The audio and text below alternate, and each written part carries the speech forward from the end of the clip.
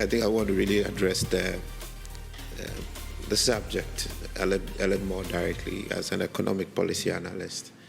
Africa has a very, very big problem. We are dealing with a growing youth population with little care being given to that group. The AFDB is indicating that about 12 million youth are joining the unemployment or are supposed to be joining the workforce every year. There's hardly much room for that group. By 2030, we are looking at about 100 million teeming youths who would have joined the workforce and possibly unemployed. Africa since 2000 has been outperforming the world's economy. So yes, Africa is rising. But you look at our human development indices, you look at the quality of education, and there's one thing we can be certain about. Africa is rising, but Africa is not rising with its people. Africa is not the geographic location that we see we can all practically just draw right now. It is the people. It is us, and more importantly, the future. Our youth, our children, and the children's and generations that are supposed to follow. What preparation do we have for them?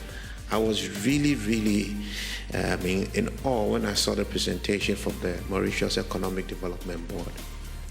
That's a vision in motion. How many Nigerians, Ghanaians here can actually speak about any of this conceptually from your countries? We see a lot of investments going to Africa, even though it's still a very tiny piece of the entire FDI into the global FDI. Africa is doing just about 2-3%, of FDIs, but it's a very wealthy environment. How are we really growing? That is the definition of what it means to grow. The people and the quality of their lives growing. So I really identify with what Museveni was saying, that how do you bridge the gap? But it's not just a matter of modernity. It is the ability to thrive in that future. We've spoken about different, industrial revolutions here and there. But we're in the fourth industrial revolution. Are we prepared for it? Are our children prepared for it? All you're going to have with Africa being the next economic frontier is that we are actually just going to be a great bed for anybody elsewhere to come and sleep and go. Africa will be a big hotel. We will just be one big hotel.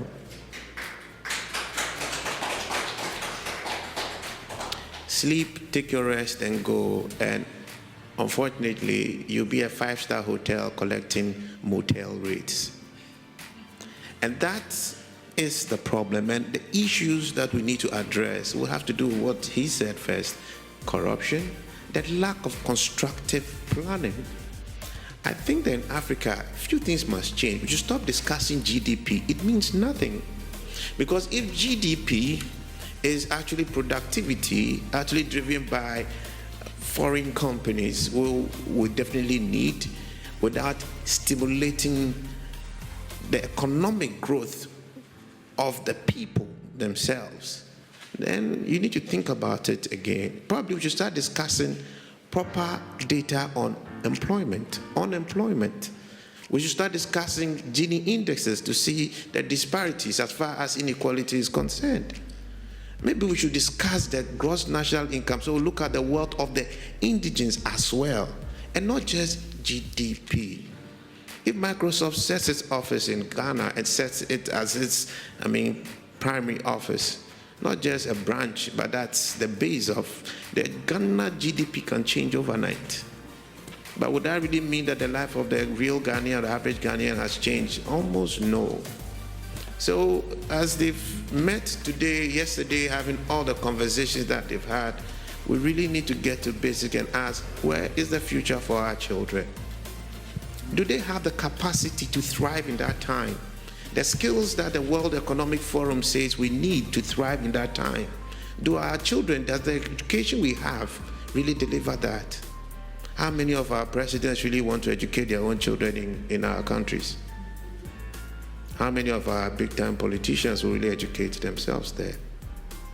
I won't educate my children at some stage in my own country, even though I got my full education there. because I need them to be able to thrive and compete with the world that we see today. That world I can't even understand. I don't think in my time I can effectively compete. But they should be able to thrive. And they'll be thriving, they should be thriving on their own soil. But do we have the capacity? We don't. So we will not be able to harness our potential if we do not invest right in the future. And that's the quality of education. And none of that can also thrive if you have overwhelming corruption. You see investments happening in some countries like Zambia. Now you have Chinese policemen in Zambia. The truth is, you see China throwing money at Africa. A chunk of it is debt. The question you should ask, the investments, are they sustainable? So I'll give you a loan, but you can't pay. Or you pay at the cost of multiple hospitals, quality education. We can't harness our potential if we don't start thinking right. Mauritius has a plan. You see them looking, small population. They have sat there and they are thinking like Singapore. They are planning artificial intelligence. We have a very serious problem, and I really love the ALM platforms. We need to interrogate these things properly, not cosmetically, because it has to do with the future of our children and our children's children. But Africa can rise, and it needs to rise with its people. Thank you.